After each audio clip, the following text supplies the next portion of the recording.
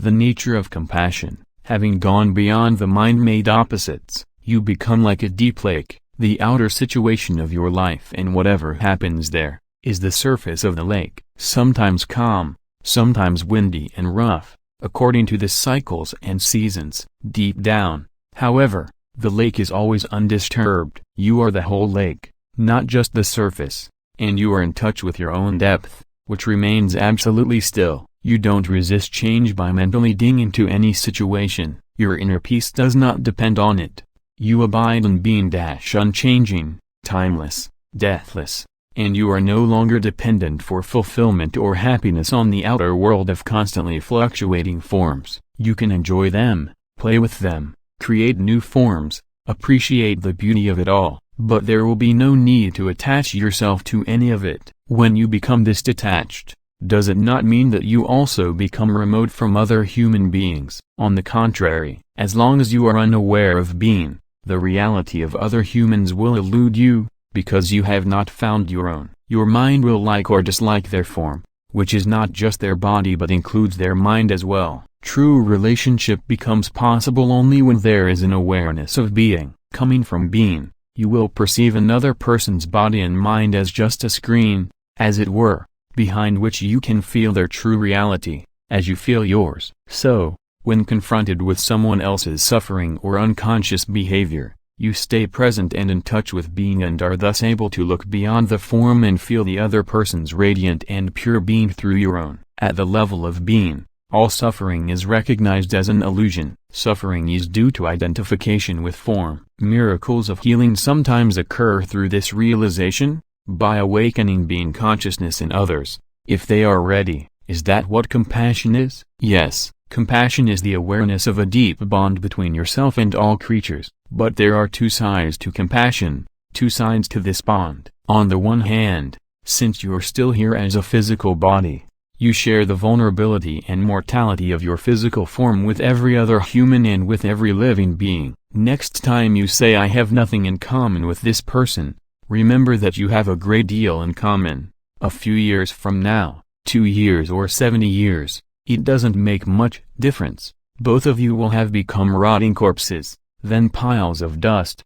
then nothing at all. This is a sobering and humbling realization that leaves little room for pride. Is this a negative thought? No, it is a fact. Why close your eyes to it? In that sense, there is total equality between you and every other creature. One of the most powerful spiritual practices is to meditate deeply on the mortality of physical forms, including your own. This is called, die before you die. Go into it deeply. Your physical form is dissolving, is no more. Then a moment comes when all mind forms or thoughts also die, yet you are still there. The divine presence that you are, radiant, fully awake, nothing that was real ever died, only names, forms, and illusions. A section. The realization of this deathless dimension, your true nature, is the other side of compassion. On a deep feeling level, you now recognize not only your own immortality but through your own that of every other creature as well. On the level of form, you share mortality and the precariousness of existence. On the level of being, you share eternal, radiant life. These are the two aspects of compassion. In compassion, the seemingly opposite feelings of sadness and joy merge into one and become transmuted into a deep inner peace. This is the peace of God. It is one of the most noble feelings that humans are capable of, and it has great healing and transformative power. But true compassion, as I have just described it, is as yet rare. To have deep empathy for the suffering of another being certainly requires a high degree of consciousness but represents only one side of compassion. It is not complete. True compassion goes beyond empathy or sympathy. It does not happen until sadness merges with joy, the joy of being beyond form, the joy of eternal life, toward a different order of reality. I don't agree that the body needs to die. I am convinced that we can achieve physical immortality. We believe in death and that's why the body dies. The body does not die because you believe in death. The body exists, or seems to, because you believe in death. Body and death are part of the same illusion, created by the egoic mode of consciousness, which has no awareness of the source of life and sees itself as separate and constantly under threat. So it creates the illusion that you are a body, a dense, physical vehicle that is constantly under threat. To perceive yourself as a vulnerable body that was born and a little later dies, that's the illusion. Body and death, one illusion. You cannot have one without the other. You want to keep one side of the illusion and get rid of the other, but that is impossible. Either you keep all of it or you relinquish all of it. However, you cannot escape from the body, nor do you have to. The body is an incredible misperception of your true nature. But your true nature is concealed somewhere within the illusion, not outside it, so the body is still the only point of access to it. If you saw an angel but mistook it for a stone statue, all you would have to do is adjust your vision and look more closely at the stone statue, not start looking somewhere else. You would then find that there never was a stone statue. If belief in death creates the body, why does an animal have a body? An animal doesn't have an ego, and it doesn't believe in death, but it still dies, or seems to. Remember that your perception of the world is a reflection of your state of consciousness. You are not separate from it, and there is no objective world out there. Every moment, your consciousness creates the world that you inhabit. One of the greatest insights that has come out of modern physics is that of the unity between the observer and the observed, the person conducting the experiment. The observing consciousness cannot be separated from the observed phenomena, and a different way of looking causes the observed phenomena to behave differently. If you believe, on a deep level, in separation and the struggle for survival, then you see that belief reflected all around you and your perceptions are governed by fear. You inhabit a world of death and of bodies fighting, killing, and devouring each other. Nothing is what it seems to be. The world that you create and see through the egoic mind may seem a very imperfect place, even a vale of tears, but whatever you perceive is only a kind of symbol, like an image in a dream. It is how your consciousness interprets and interacts with the molecular energy dance of the universe. This energy is the raw material of so-called physical reality. You see it in terms of bodies and birth and death, or as a struggle for survival. An infinite number of completely different interpretations, completely different worlds, is possible and, in fact, exists, all depending on the perceiving consciousness. Every being is a focal point of consciousness, and every such focal point creates its own world.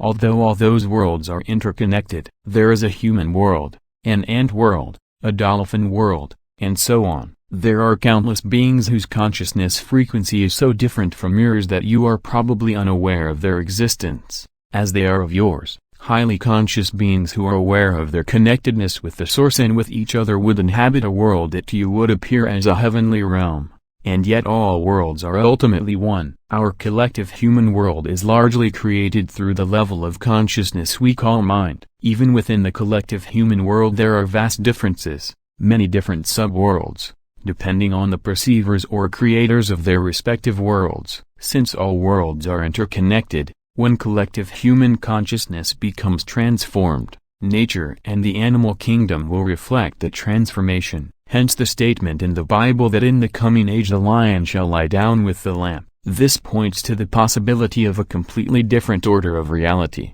The world as it appears to us now is, as I said, largely a reflection of the egoic mind. Fear being an unavoidable consequence of egoic delusion, it is a world dominated by fear. Just as the images in a dream are symbols of inner states and feelings, so our collective reality is largely a symbolic expression of fear and of the heavy layers of negativity that have accumulated in the collective human psyche. We are not separate from our world, so when the majority of humans become free of egoic delusion, this interchange will affect all of creation. You will literally inhabit a new world. It is a shift in planetary consciousness. The strange Buddhist saying that every tree and every blade of grass will eventually become enlightened points to the same truth. According to St. Paul, the whole of creation is waiting for humans to become enlightened. That is how I interpret his saying that the created universe is waiting with eager expectation for God's sons to be revealed. St. Paul goes on to say that all of creation will become redeemed through this. Up to the present, the whole created universe in all its parts groans as if in the pangs of childbirth. What is being born is a new consciousness and, as its inevitable reflection, a new world. This is also foretold in the New Testament book of Revelation. Then I saw a new heaven and a new earth, For the first heaven and the first earth had passed away. But don't confuse cause and effect. Your primary task is not to seek salvation through creating a better world, but to awaken out of identification with form. You are then no longer bound to this world, this level of reality. You can feel your roots in the unmanifested and so are free of attachment to the manifested world. You can still enjoy the passing pleasures of this world, but there is no fear of loss anymore, so you don't need to cling to them. Although you can enjoy sensory pleasures, the craving for sensory experience is gone, as is the constant search for fulfillment through psychological gratification. Through feeding the ego, you are in touch with something infinitely greater than any pleasure, greater than any manifested thing. In a way, you then don't need the world anymore. You don't even need it to be different from the way it is. It is only at this point that you begin to make a real contribution toward bringing about a better world, toward creating a different order of reality. It is only at this point that you are able to feel true compassion and to help others at the level of cause. Only those who have transcended the world can bring about a better world. You may remember that we talked about the dual nature of true compassion, which is awareness of a common bond of shared mortality and immortality. At this deep level, compassion becomes healing in the widest sense. In that state, your healing influence is primarily based not on doing but on being. Everybody you come in contact with will be touched by your presence and affected by the peace that you emanate, whether they are conscious of it or not. When you are fully present and people around you manifest unconscious behavior, you won't feel the need to react to it, so you don't give it any reality. Your peace is so vast and deep that anything that is not peace disappears into it as if it had never existed. This breaks the karmic cycle of action and reaction. Animals, trees, flowers will feel your peace and respond to it. You teach through being, through demonstrating the peace of God. You become the light of the world, an emanation of pure consciousness, and so you eliminate suffering on the level of cause. You eliminate unconsciousness from the world. This doesn't mean that you may not also teach through doing, for example, by pointing out how to disidentify from the mind, recognize unconscious patterns within oneself, and so on. But who you are always a more vital teaching and a more powerful transformer of the world than what you say, and more essential even than what you do. Furthermore, to recognize the primacy of being, and thus work on the level of cause, does not exclude the possibility that your compassion may simultaneously manifest on the level of doing and of effect, by alleviating suffering whenever you come across it. When a hungry person asks you for bread and you have some, you will give it. But as you give the bread, even though your interaction may only be very brief, what really matters is this moment of shared being, of which the bread is only a symbol. A deep healing takes place within it. In that moment, there is no giver, no receiver, but there shouldn't be any hunger and starvation in the first place. How can we create a better world without tackling evils such as hunger and violence first? All evils are the effect of unconsciousness. You can alleviate the effects of unconsciousness, but you cannot eliminate them unless you eliminate their cause. True change happens within, not without. If you feel called upon to alleviate suffering in the world, that is a very noble thing to do. But remember not to focus exclusively on the outer, otherwise, you will encounter frustration and despair. Without a profound change in human consciousness, the world's suffering is a bottomless pit, so don't let your compassion become one-sided. Empathy with someone else's pain or lack and a desire to help need to be balanced with a deeper realization of the eternal nature of all life and the ultimate illusion of all pain. Then let your peace flow into whatever you do and you will be working on the levels of effect and cause simultaneously. This also applies if you are supporting a movement designed to stop deeply unconscious humans from destroying themselves, each other, and the planet, or from continuing to inflict dreadful suffering on other sentient beings. Remember, just as you cannot fight the darkness, so you cannot fight unconsciousness. If you try to do so, the polar opposites will become strengthened and more deeply entrenched. You will become identified with one of the polarities. You will create an enemy, and so be drawn into unconsciousness yourself. Raise awareness by disseminating information, or at the most, practice passive resistance. But make sure that you carry no resistance within, no hatred, no negativity. Love your enemies, said Jesus, which, of course, Means have no enemies. Once you get involved in working on the level of effect, it is all too easy to lose yourself in it. Stay alert and very, very present. The causal level needs to remain your primary focus, the teaching of enlightenment your main purpose, and peace your most precious gift to the world. The meaning of surrender, acceptance of the now. You mentioned surrender a few times. I don't like that idea. It sounds somewhat fatalistic. If we always accept the way things are, we are not going to make any effort to improve them. It seems to me what progress is all about, both in our personal lives and collectively, is not to accept the limitations of the present but to strive to go beyond them and create something better. If we hadn't done this, we would still be living in caves. How do you reconcile surrender with changing things and getting things done? To some people, surrender may have negative connotations, implying defeat, giving up, failing to rise to the challenges of life, becoming lethargic, and so on. True surrender, however, is something entirely different. It does not mean to passively put up with whatever situation you find yourself in and to do nothing about it. Nor does it mean to cease making plans or initiating positive action. Surrender is the simple but profound wisdom of yielding to rather than opposing the flow of life. The only place where you can experience the flow of life is the now. So to surrender is to accept the present moment unconditionally and without reservation. It is to relinquish inner resistance to what is. Inner resistance is to say no to what is, through mental judgment and emotional negativity. It becomes particularly pronounced when things go wrong, which means that there is a gap between the demands or rigid expectations of your mind and what is. That is the pain gap. If you have lived long enough,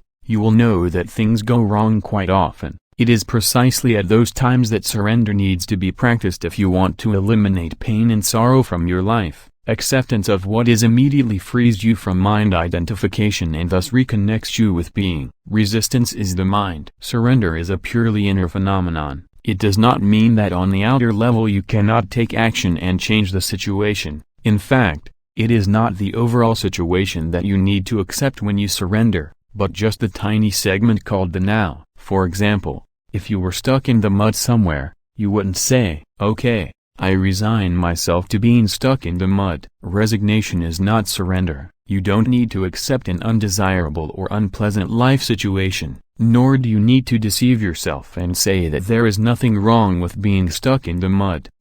You recognize fully that you want to get out of it. You then narrow your attention down to the present moment without mentally labeling it in any way. This means that there is no judgment of the now. Therefore, there is no resistance, no emotional negativity. You accept the isness of this moment. Then you take action and do all that you can to get out of the mud. Such action I call positive action. It is far more effective than negative action, which arises out of anger, despair, or frustration. Until you achieve the desired result, you continue to practice surrender by refraining from labeling the now. Let me give you a visual analogy to illustrate the point I am making. You are walking along a path at night, surrounded by a thick fog, but you have a powerful flashlight that cuts through the fog and creates a narrow, clear space in front of you. The fog is your life situation, which includes past and future. The flashlight is your conscious presence. The clear space is the now. Non-surrender hardens your psychological form,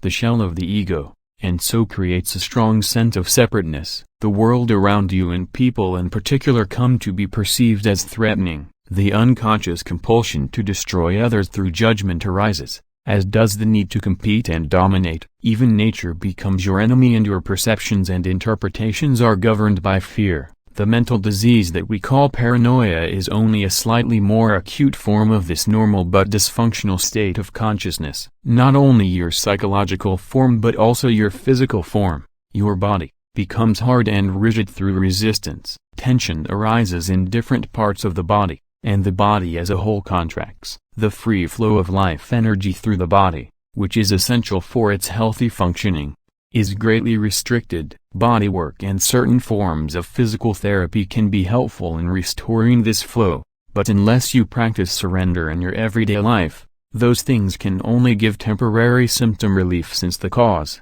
the resistance pattern, has not been dissolved. There is something within you that remains unaffected by the transient circumstances that make up your life situation, and only through surrender do you have access to it. It is your life, your very being, which exists eternally in the timeless realm of the present. Finding this life is the one thing that is needed that Jesus talked about. A section: if you find your life situation unsatisfactory or even intolerable, it is only by surrendering first that you can break the unconscious resistance pattern that perpetuates that situation. Surrender is perfectly compatible with taking action, initiating change or achieving goals. But in the surrendered state a totally different energy, a different quality, flows into your doing. Surrender reconnects you with the source energy of being, and if your doing is infused with being, it becomes a joyful celebration of life energy that takes you more deeply into the now, through non-resistance. The quality of your consciousness and,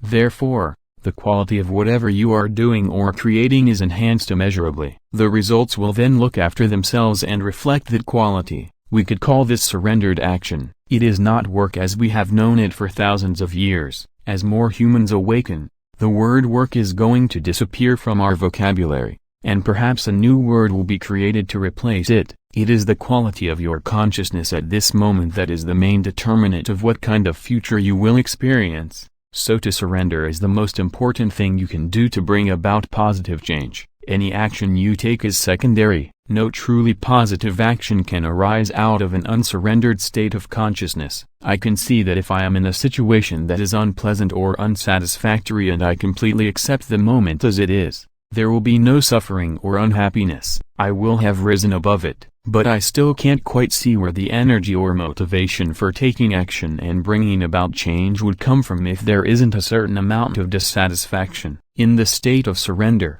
you see very clearly what needs to be done, and you take action, doing one thing at a time and focusing on one thing at a time. Learn from nature, see how everything gets accomplished and how the miracle of life unfolds without dissatisfaction or unhappiness. That's why Jesus said, "Look at the lilies, how they grow, they neither toil nor spin." If your overall situation is unsatisfactory or unpleasant, separate out this instant and surrender to what is. That's the flashlight cutting through the fog. Your state of consciousness then ceases to be controlled by external conditions. You are no longer coming from reaction and resistance. Then look at the specifics of the situation. Ask yourself, is there anything I can do to change the situation, improve it, or remove myself from it? If so, you take appropriate action. Focus not on the 100 things that you will or may have to do at some future time but on the one thing that you can do now. This doesn't mean you should not do any planning.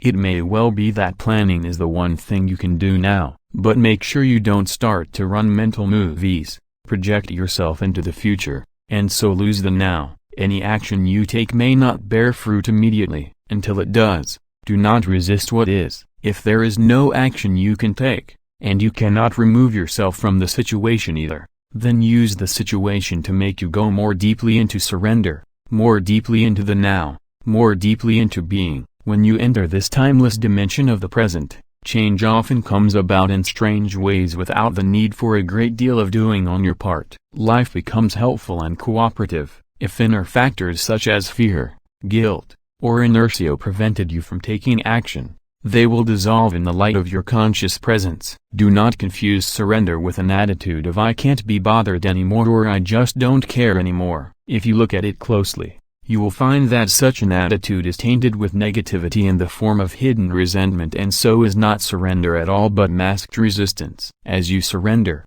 direct your attention inward to check if there is any trace of resistance left inside you. Be very alert when you do so, otherwise, a pocket of resistance may continue to hide in some dark corner in the form of a thought or an unacknowledged emotion. From mind energy to spiritual energy, letting go of resistance is easier said than done. I still don't see clearly how to let go. If you say it is by surrendering, the question remains, how? Start by acknowledging that there is resistance. Be there when it happens. When the resistance arises, observe how your mind creates it, how it labels the situation, yourself, or others. Look at the thought process involved. Feel the energy of the emotion. By witnessing the resistance, you will see that it serves no purpose. By focusing all your attention on the now, the unconscious resistance is made conscious, and that is the end of it. You cannot be conscious and unhappy, conscious and in negativity. Negativity,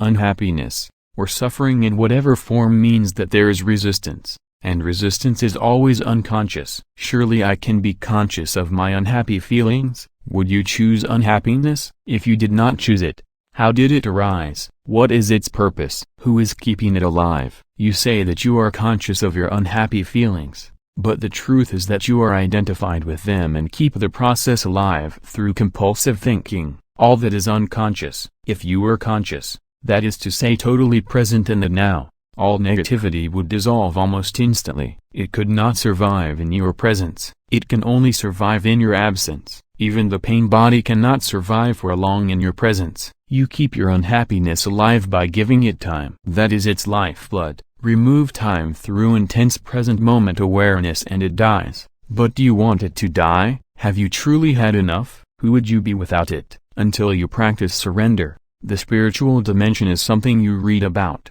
talk about, get excited about, write books about, think about, believe in, or don't, as the case may be. It makes no difference. Not until you surrender does it become a living reality in your life.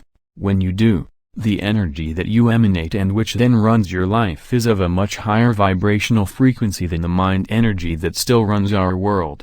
The energy that created the existing social, political, and economic structures of our civilization, and which also continuously perpetuates itself through our educational systems and the media. Through surrender, spiritual energy comes into this world. It creates no suffering for yourself, for other humans, or any other life form on the planet. Unlike mind energy, it does not pollute the earth, and it is not subject to the law of polarities, which dictates that nothing can exist without its opposite, that there can be no good without bad. Those who run on mind energy, which is still the vast majority of the Earth's population, remain unaware of the existence of spiritual energy. It belongs to a different order of reality and will create a different world when a sufficient number of humans enter the surrendered state and so become totally free of negativity. If the Earth is to survive, this will be the energy of those who inhabit it. Jesus referred to this energy when he made his famous prophetic statement in the Sermon on the Mount, "Blessed are the gentle, they shall have the earth for their possession." It is a silent but intense presence that dissolves the unconscious patterns of the mind. They may still remain active for a while, but they won't run your life anymore. The external conditions that were being resisted also tend to shift or dissolve quickly through surrender. It is a powerful transformer of situations and people. If conditions do not shift immediately, your acceptance of the now enables you to rise above them. Either way, you are free. Surrender in personal relationships. What about people who want to use me, manipulate or control me? Am I to surrender to them? They are cut off from being, so they unconsciously attempt to get energy and power from you. It is true that only an unconscious person will try to use or manipulate others, but it is equally true that only an unconscious person can be used and manipulated. If you resist or fight unconscious behavior in others, you become unconscious yourself. But surrender doesn't mean that you allow yourself to be used by unconscious people. Not at all. It is perfectly possible to say no firmly and dearly to a person or to walk away from a situation and be in a state of complete inner non-resistance at the same time. When you say no to a person or a situation, let it come not from reaction but from insight, from a clear realization of what is right or not right for you at that moment. Let it be a non-reactive no, a high-quality no, a no that is free of all negativity and so creates no further suffering. I am in a situation at work that is unpleasant. I have tried to surrender to it, but I find it impossible. A lot of resistance keeps coming up. If you cannot surrender, take action immediately. Speak up or do something to bring about a change in the situation, or remove yourself from it. Take responsibility for your life. Do not pollute your beautiful, radiant inner being nor the earth with negativity. Do not give unhappiness in any form whatsoever a dwelling place inside you. If you cannot take action, for example if you are in prison, then you have two choices left: resistance or surrender, bondage or inner freedom from external conditions, suffering or inner peace. Is non-resistance also to be practiced in the external conduct of our lives, such as non-resistance to violence, or is it something that just concerns our inner life? You only need to be concerned with the inner aspect. That is primary. Of course, that will also transform the conduct of your outer life, your relationships, and so on. Your relationships will be changed profoundly by surrender. If you can never accept what is, by implication you will not be able to accept anybody the way they are. You will judge, criticize, label, reject, or attempt to change people. Furthermore, if you continuously make the now into a means to an end in the future, you will also make every person you encounter or relate with into a means to an end. The relationship, the human being, is then of secondary importance to you, or of no importance at all. What you can get out of the relationship is primary, be it material gain, a sense of power, physical pleasure, or some form of ego gratification. Let me illustrate how surrender can work in relationships. When you become involved in an argument or some conflict situation, perhaps with a partner or someone close to you, start by observing how defensive you become as your own position is attacked, or feel the force of your own aggression as you attack the other person's position. Observe the attachment to your views and opinions. Feel the mental emotional energy behind your need to be right and make the other person wrong. That's the energy of the egoic mind. You make it conscious by acknowledging it, by feeling it as fully as possible. Then one day, in the middle of an argument, you will suddenly realize that you have a choice, and you may decide to drop your own reaction, just to see what happens. You surrender. I don't mean dropping the reaction just verbally by saying okay, you are right, with a look on your face that says, I am above all this childish unconsciousness. That's just displacing the resistance to another level, with the egoic mind still in charge, claiming superiority. I am speaking of letting go of the entire mental emotional energy field inside you that was fighting for power. The ego is cunning,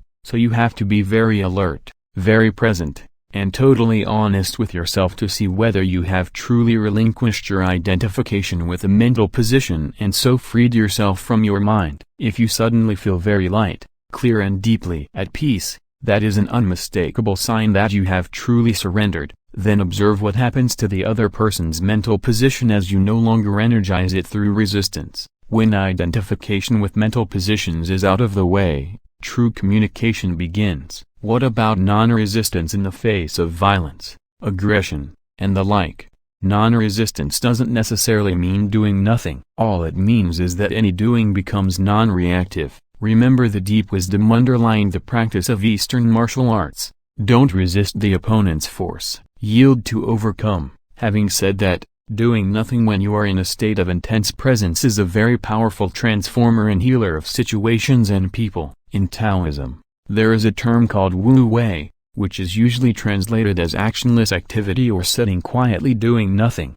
In ancient China, this was regarded as one of the highest achievements or virtues. It is radically different from inactivity in the ordinary state of consciousness, or rather unconsciousness, which stems from fear, inertia, or indecision. The real doing nothing implies inner non-resistance and intense alertness. On the other hand, if action is required, you will no longer react from your conditioned mind, but you will respond to the situation out of your conscious presence. In that state, your mind is free of concepts, including the concept of non-violence. So who can predict what you will do? The ego believes that in your resistance lies your strength, whereas in truth resistance cuts you off from being the only place of true power. Resistance is weakness and fear masquerading as strength. What the ego sees as weakness is your being in its purity, innocence, and power. What it sees as strength is weakness. So the ego exists in a continuous resistance mode and plays counterfeit roles to cover up your weakness, which in truth is your power. Until there is surrender, unconscious role-playing constitutes a large part of human interaction. In surrender, you no longer need ego defenses and false masks. You become very simple, very real. That's dangerous, says the ego. You'll get hurt. You'll become vulnerable. What the ego doesn't know, of course, is that only through the letting go of resistance, through becoming vulnerable, can you discover your true and essential invulnerability. Transforming illness into enlightenment. If someone is seriously ill and completely accepts their condition and surrenders to the illness, would they not have given up their will to get back to health? The determination to fight the illness would not be there anymore. Would it? Surrender is inner acceptance of what is without any reservations. We are talking about your life, this instant, not the conditions or circumstances of your life, not what I call your life situation. We have spoken about this already, with regard to illness. This is what it means. Illness is part of your life situation. As such, it has a past and a future. Past and future form an uninterrupted continuum, unless the redeeming power of the now is activated through your conscious presence. As you know, underneath the various conditions that make up your life situation, which exists in time, there is something deeper, more essential, your life, your very being in the timeless now. As there are no problems in the now, there is no illness either. The belief in a label that someone attaches to your condition keeps the condition in place, empowers it, and makes a seemingly solid reality out of a temporary imbalance. It gives it not only reality and solidity but also a continuity in time that it did not have before. By focusing on this instant and refraining from labeling it mentally, illness is reduced to one or several of these factors: physical pain, weakness, discomfort, or disability. That is what you surrender to. Now, you do not surrender to the idea of illness. Allow the suffering to force you into the present moment, into a state of intense conscious presence. Use it for enlightenment. Surrender does not transform what is, at least not directly. Surrender transforms you. When you are transformed, your whole world is transformed, because the world is only a reflection. We spoke about this earlier. If you looked in the mirror and did not like what you saw, you would have to be mad to attack the image in the mirror. That is precisely what you do when you are in a state of non-acceptance. And, of course, if you attack the image, it attacks you back. If you accept the image, no matter what it is, if you become friendly toward it, it cannot not become friendly toward you. This is how you change the world. Illness is not the problem, you are the problem.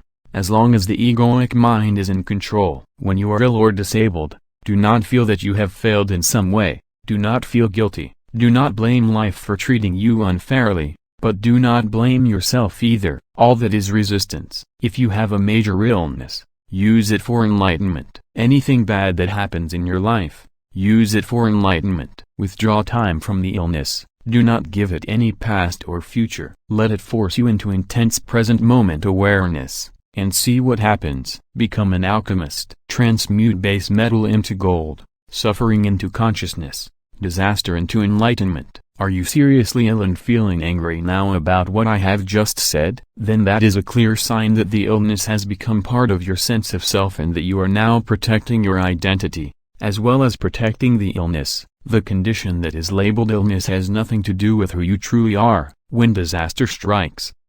As far as the still unconscious majority of the population is concerned, only a critical limit situation has the potential to crack the hard shell of the ego and force them into surrender and so into the awakened state. A limit situation arises when through some disaster, drastic upheaval, deep loss, or suffering your whole world is shattered and doesn't make sense anymore. It is an encounter with death, be it physical or psychological. The egoic mind, the creator of this world, collapses. Out of the ashes of the old world, a new world can then come into being. There is no guarantee, of course, that even a limit situation will do it, but the potential is always there. Some people's resistance to what is even intensifies in such a situation, and so it becomes a descent into hell. In others, there may only be partial surrender, but even that will give them a certain depth and serenity that were not there before. Parts of the ego shell break off, and this allows small amounts of the radiance and peace that lie beyond the mind to shine through. Limit situations have produced many miracles. There have been murderers in death row waiting for execution who, in the last few hours of their lives, experienced the egoless state and the deep joy and peace that come with it. The inner resistance to the situation they found themselves in became so intense as to produce unbearable suffering, and there was nowhere to run and nothing to do to escape it, not even a mind-projected future. So they were forced into complete acceptance of the unacceptable. They were forced into surrender. In this way, they were able to enter the state of grace with which comes redemption, complete release from the past. Of course, It is not really the limit situation that makes room for the miracle of grace and redemption, but the act of surrender. So whenever any kind of disaster strikes, or something goes seriously wrong, illness, disability, loss of home or fortune or of a socially defined identity, breakup of a close relationship, death or suffering of a loved one, or your own impending death, know that there is another side to it, that you are just one step away from something incredible, a complete alchemical transmutation of the base metal of pain and suffering into gold. That one step is called surrender. I do not mean to say that you will become happy in such a situation, you will not, but fear and pain will become transmuted into an inner peace and serenity that come from a very deep place, from the unmanifested itself. It is the peace of God, which passes all understanding. Compared to that, happiness is quite a shallow thing. With this radiant peace comes the realization, not on the level of mind but within the depth of your being, that you are indestructible, immortal. This is not a belief, it is absolute certainty that needs no external evidence or proof from some secondary source, transforming suffering into peace. I read about a Stoic philosopher in ancient Greece who, when he was told that his son had died in an accident, replied, "I knew he was not immortal." Is that surrender? If it is, I don't want it. There are some situations in which surrender seems unnatural and inhuman. Being cut off from your feelings is not surrender. But we don't know what his inner state was when he said those words. In certain extreme situations, it may still be impossible for you to accept the now, but you always get a second chance at surrender. Your first chance is to surrender each moment to the reality of that moment. Knowing that what is cannot be undone, because it already is. You say yes to what is or accept what isn't, then you do what you have to do, whatever the situation requires. If you abide in this state of acceptance, you create no more negativity, no more suffering, no more unhappiness. You then live in a state of non-resistance, a state of grace and lightness, free of struggle. Whenever you are unable to do that, whenever you miss the chance, either because you are not generating enough conscious presence to prevent some habitual and unconscious resistance pattern from arising, or because the condition is so extreme as to be absolutely unacceptable to you, then you are creating some form of pain, some form of suffering. It may look as if the situation is creating the suffering, but ultimately this is not so. Your resistance is. Now here is your second chance at surrender. If you cannot accept what is outside, then accept what is inside. If you cannot accept the external condition, accept the internal condition. This means, do not resist the pain, allow it to be there. Surrender to the grief, despair, fear, loneliness, or whatever form the suffering takes. Witness it without labeling it mentally. Embrace it, then see how the miracle of surrender transmutes deep suffering into deep peace. This is your crucifixion. Let it become your resurrection and ascension. I do not see how one can surrender to suffering. As you yourself pointed out, suffering is non-surrender. How could you surrender to non-surrender? Forget about surrender for a moment. When your pain is deep, all talk of surrender will probably seem futile and meaningless anyway. When your pain is deep, you will likely have a strong urge to escape from it rather than surrender to it. You don't want to feel what you feel. What could be more normal? But there is no escape, no way out. There are many pseudo-escapes: work, drink, drugs, anger, projection, suppression, and so on. But they don't free you from the pain. Suffering does not diminish in intensity when you make it unconscious. When you deny emotional pain, everything you do or think as well as your relationships become contaminated with it. You broadcast it, so to speak, as the energy you emanate, and others will pick it up subliminally. If they are unconscious, they may even feel compelled to attack or hurt you in some way, or you may hurt them in an unconscious projection of your pain. You attract and manifest whatever corresponds to your inner state. When there is no way out, there is still always a way through, so don't turn away from the pain. Face it, feel it fully, feel it. Don't think about it, express it if necessary. But don't create a script in your mind around it. Give all your attention to the feeling, not to the person, event, or situation that seems to have caused it. Don't let the mind use the pain to create a victim identity for yourself out of it. Feeling sorry for yourself and telling others your story will keep you stuck in suffering. Since it is impossible to get away from the feeling, the only possibility of change is to move into it. Otherwise, nothing will shift. So give your complete attention to what you feel, and refrain from mentally labeling it. As you go into the feeling, be intensely alert. At first, it may seem like a dark and terrifying place, and when the urge to turn away from it comes, observe it but don't act on it. Keep putting your attention on the pain, keep feeling the grief, the fear, the dread, the loneliness, whatever it is. Stay alert, stay present with your whole being, with every cell of your body. As you do so, you are bringing a light into this darkness. This is the flame of your consciousness. At this stage, you don't need to be concerned with surrender anymore. It has happened already. How? Full attention is full acceptance, is surrender. By giving full attention, you use the power of the now, which is the power of your presence. No hidden pocket of resistance can survive in it. Presence removes time. Without time, no suffering, no negativity, can survive. The acceptance of suffering is a journey into death. Facing deep pain, allowing it to be, taking your attention into it, is to enter death consciously. When you have died this death, you realize that there is no death, and there is nothing to fear. Only the ego dies. Imagine a ray of sunlight that has forgotten it is an inseparable part of the sun and deludes itself into believing it has to fight for survival and create and cling to an identity other than the sun. Would the death of this delusion not be incredibly liberating? Do you want an easy death? Would you rather die without pain, without agony? Then die to the past every moment,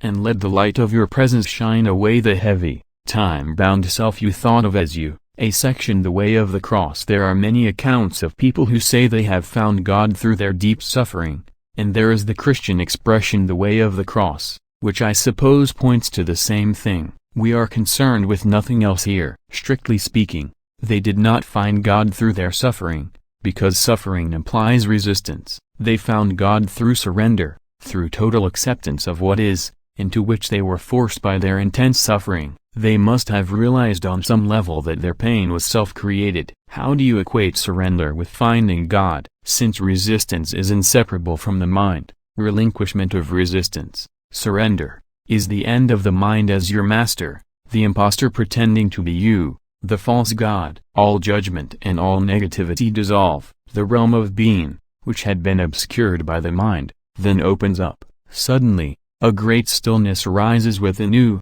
an unfathomable sense of peace, and within that peace, there is great joy, and within that joy, there is love, and at the innermost core, there is the sacred, the immeasurable, that which cannot be named. I don't call it finding God, because how can you find that which was never lost, the very life that you are? The word God is limiting not only because of thousands of years of misperception and misuse, but also because it implies an entity other than you. God is being itself, not a being. There can be no subject-object relationship here, no duality, no you and God. God's realization is the most natural thing there is. The amazing and incomprehensible fact is not that you can become conscious of God but that you are not conscious of God. The way of the cross that you mentioned is the old way to enlightenment, and until recently it was the only way. But don't dismiss it or underestimate its efficacy. It still works. The way of the cross is a complete reversal. It means that the worst thing in your life,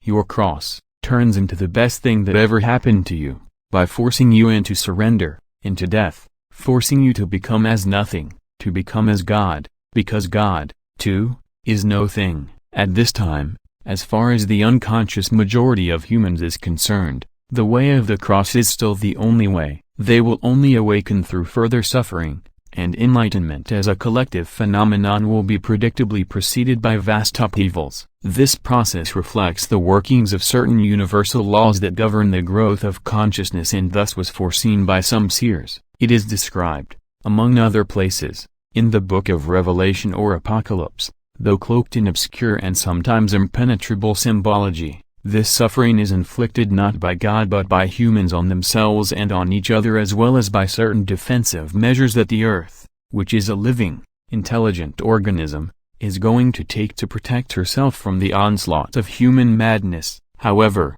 There is a growing number of humans alive today whose consciousness is sufficiently evolved not to need any more suffering before the realization of enlightenment. You may be one of them. Enlightenment through suffering, the way of the cross, means to be forced into the kingdom of heaven kicking and screaming. You finally surrender because you can't stand the pain anymore. But the pain could go on for a long time until this happens. Enlightenment consciously chosen means to relinquish your attachment to past and future and to make the now the main focus of your life. It means choosing to dwell in the state of presence rather than in time. It means saying yes to what is. You then don't need pain anymore. How much more time do you think you will need before you are able to say I will create no more pain, no more suffering? How much more pain do you need before you can make the choice? If you think that you need more time, you will get more time, and more pain. Time and pain are inseparable. The power to choose. What about all those people who,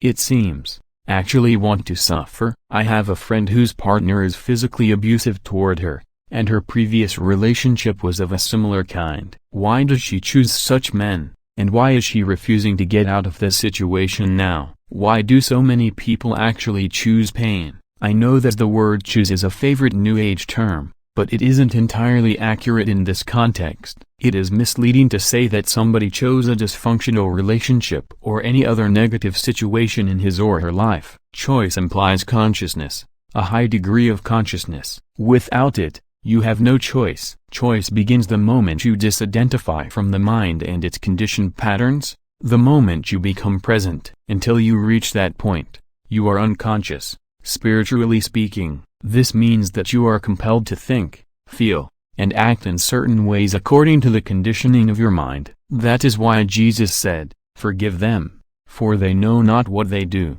This is not related to intelligence in the conventional sense of the word. I have met many highly intelligent and educated people who were also completely unconscious, which is to say completely identified with their mind. In fact, if mental development and increased knowledge are not counterbalanced by a corresponding growth in consciousness, the potential for unhappiness and disaster is very great. Your friend is stuck in a relationship with an abusive partner, and not for the first time. Why? No choice. The mind, conditioned as it is by the past, always seeks to recreate what it knows and is familiar with. Even if it is painful, at least it is familiar. The mind always adheres to the known. The unknown is dangerous because it has no control over it. That's why the mind dislikes and ignores the present moment. Present moment awareness creates a gap not only in the stream of mind but also in the past-future continuum. Nothing truly new and creative can come into this world except through that gap, that clear space of infinite possibility. So your friend, being identified with her mind, may be recreating a pattern learned in the past in which intimacy and abuse are inseparably linked. Alternatively, she may be acting out a mind pattern learned in early childhood according to which she is unworthy and deserves to be punished. It is possible, too, that she lives a large part of her life through the pain body, which always seeks more pain on which to feed. Her partner has his own unconscious patterns, which complement hers. Of course her situation is self-created. But who or what is the self that is doing the creating? A mental emotional pattern from the past. No more. Why make a self out of it? If you tell her that she has chosen her condition or situation, you are reinforcing her state of mind identification. But is her mind pattern who she is? Is it herself? Is her true identity derived from the past? Show your friend how to be the observing presence behind her thoughts and her emotions. Tell her about the pain body and how to free herself from it. Teach her the art of inner body awareness. Demonstrate to her the meaning of presence. As soon as she is able to access the power of the now, and thereby break through her conditioned past, she will have a choice. Nobody chooses dysfunction, conflict, pain. Nobody chooses insanity. They happen because there is not enough presence in you to dissolve the past, not enough light to dispel the darkness. You are not fully here. You have not quite woken up yet. In the meantime, the conditioned mind is running your life. Similarly, if you are one of the many people who have an issue with their parents, if you still harbor resentment about something they did or did not do, then you still believe that they had a choice, that they could have acted differently. It always looks as if people had a choice, but that is an illusion. As long as your mind with its conditioned patterns runs your life, As long as you are your mind, what choice do you have? None. You are not even there. The mind-identified state is severely dysfunctional. It is a form of insanity. Almost everyone is suffering from this illness in varying degrees. The moment you realize this, there can be no more resentment. How can you resent someone's illness? The only appropriate response is compassion. So that means nobody is responsible for what they do. I don't like that idea.